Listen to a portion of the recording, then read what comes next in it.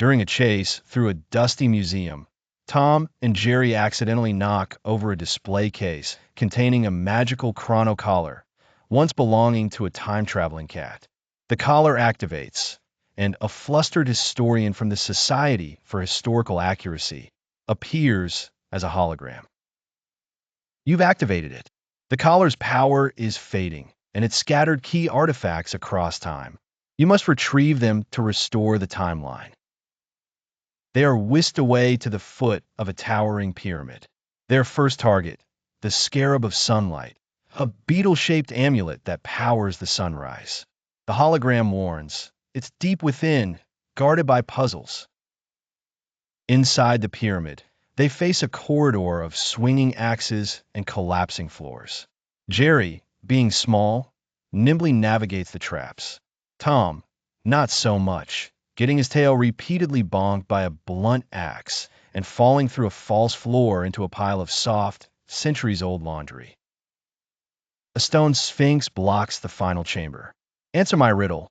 I have a heart that doesn't beat. What am I? Tom, thinking of food, Mom's an artichoke. Jerry, rolling his eyes, draws a picture of the pyramid itself in the sand. The Sphinx is impressed. Correct. An artifact. It moves aside. They find a scarab glowing on an altar. But as Jerry grabs it, a stone slab starts to lower, sealing them in. Tom, using all his strength, holds the slab up just long enough for Jerry to scamper out with the artifact. The collar glows, and they vanish just as the slab slams down. They pop into a bustling Italian artist studio. The next artifact, the Master's Muse, a single enchanted paintbrush that never needs dipping. It's stuck in the beard of a man posing for a portrait. The Mona Lisa. Tom tries to sneak the brush, but knocks over a pot of blue paint onto the artist's, Leonardo da Vinci's, latest flying machine blueprint. In the ensuing chaos, a full-scale paint fight erupts. Jerry, covered in yellow paint, zips across a blank canvas, creating a masterpiece of tiny, frantic footprints. In the confusion, Jerry successfully swipes the brush from the model's beard.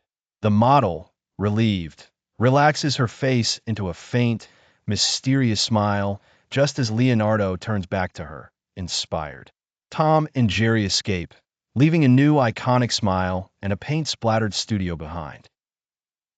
They land in the middle of a dusty frontier town at high noon.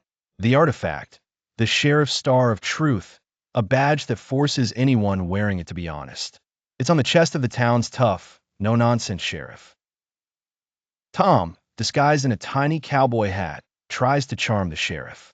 Jerry, seeing an opportunity, rolls a barrel of pickles into the saloon, causing a massive brawl.